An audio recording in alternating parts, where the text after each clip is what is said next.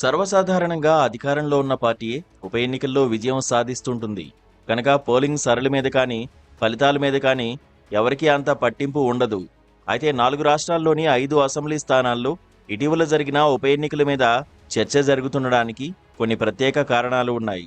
ఈ నెల 19న జరిగిన ఈ ఉప ఎన్నికల్లో గుజరాత్లోని కడి స్థానాన్ని మాత్రమే అధికారపక్షమైన బీజేపీ నిలబెట్టుకుంటే, ఈ రాష్ట్రంలోని విసావదర్, పంజాబ్లోని పశ్చిమ లూథియానా స్థానాలను ఆమ్ ఆద్మీ పార్టీ గెలుచుకుంది.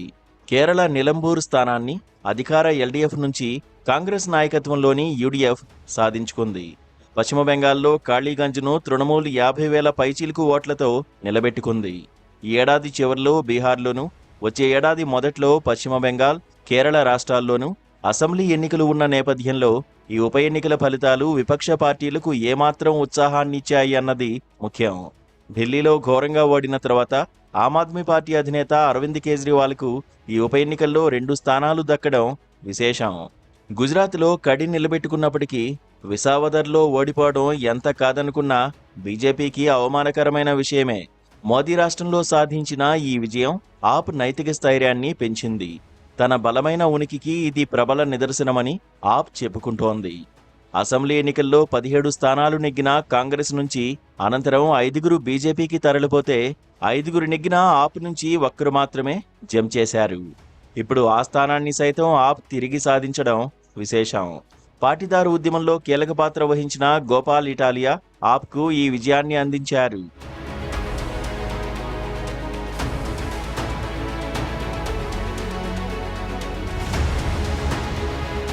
గుజరాత్లో బీజేపీ కంచుకోటలను బద్దలు కొట్టలేకపోయినా కాంగ్రెస్ సంప్రదాయ ఓటు బ్యాంకును తన వైపు తిప్పుకుంటూ బలమైన విపక్షంగా అవతరిస్తానని నమ్ముతున్న ఆప్కు ఈ విజయం మహదానందకరంగా ఉంది. అధికారంలో ఉన్నది తామే అయినా పంజాబ్లోని లూథియానా విజయం కూడా కేజ్రీవాల్ పార్టీకి, అప్రతిష్ట పాలైన మాన్ ప్రభుత్వానికి పెద్ద ఉపశమనం. కాంగ్రెస్ సీనియర్ నాయకుడు సునీల్ జాఖడ్ను రాష్ట్ర శాఖ అధ్యక్షుడిగా తెచ్చిన బీజేపీ ఈ స్థానం కోసం బలంగా పోరాడినా ఫలితం లేకపోయింది. దాని మాజీ మిత్రపక్షం శిరోమణి అకాలీదళ్ 4వ స్థానంలో నిలవడం మరో ఆశ్చర్యం.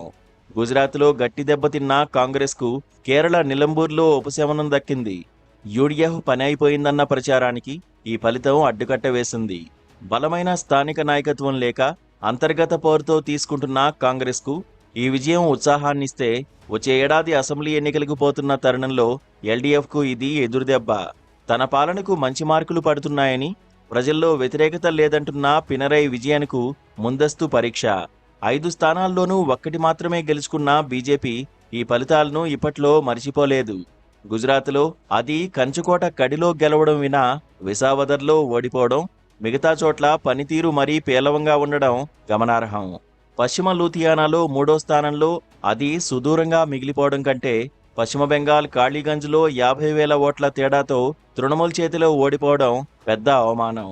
ఎన్నికల ఫలితాల తర్వాత తృణమూల్ విజయోత్సవ ర్యాలీ హింసాయుతంగా మారడం రాబోయే అసెంబ్లీ ఎన్నికలు ఎంత ఉద్రిక్తంగా ఉండబోతున్నాయి అనడానికి సంకేతం. 5 ఏళ్ల క్రితం 77 స్థానాలతో ప్రధాన ప్రతిపక్షంగా అవతరించిన బీజేపీ ఈ మారు అధికారంలోకి రావడం ఖాయమని నమ్ముతోంది. ఆట మళ్లీ మొదలవుతోందన్న నినాదంతో, ప్రతి అంశం మీద బలమైన బీజేపీ వ్యతిరేక పోరాటంతో ఎన్నికలకు ఏడాది ముందు నుంచే ప్రచారాన్ని ప్రారంభించిన మమతకు ఈ ఫలితం పెద్ద ఉపశమనం. స్థానిక అంశాలే ఉప ఎన్నికల ఫలితాలను అధికంగా ప్రభావితం చేస్తాయన్నది నిజమే అయినప్పటికీ, ఒకే ఒక్క స్థానాన్ని గెలుచుకుని మిగతా 4ని ఇండియా బ్లాక్కు ఇచ్చినందుకు బీజేపీకి కొంతకాలం కలత నిద్ర తప్పదు.